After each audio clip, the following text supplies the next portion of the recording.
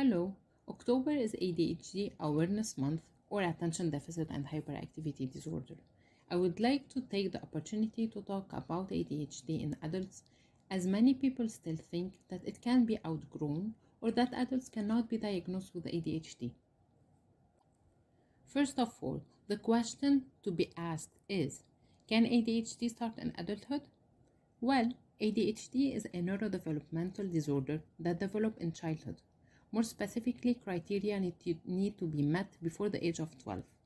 Therefore, any adult diagnosed with ADHD has a background of attention with or without hyperactivity problems during his childhood, but for some reasons, it may have gone unnoticed. Secondly, or the second question to be asked, will ADHD disappear in adulthood? In mid-1990, researchers showed that ADHD symptoms continue into adulthood. Many adults where their ADHD symptoms are reduced may have developed coping skills that address their symptoms well enough to prevent it from interfering within their daily life activities. For example, adults may be able to control themselves and sit still, whereas they will always have the urge to move, but they learned how to regulate their behavior to a more acceptable one. So, what are the main symptoms of ADHD for an adult? 1. Definitely they struggle with attention problems.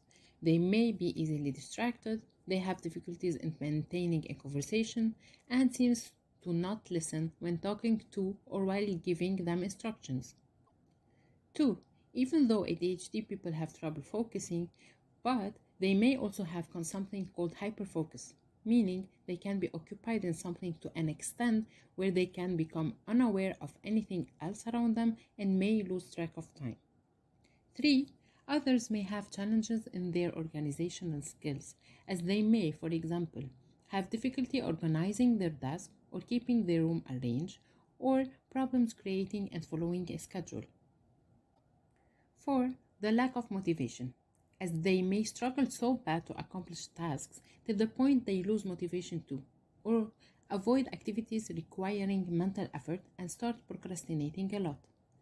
5. They may forget a lot. Appointments, birthdays, meetings.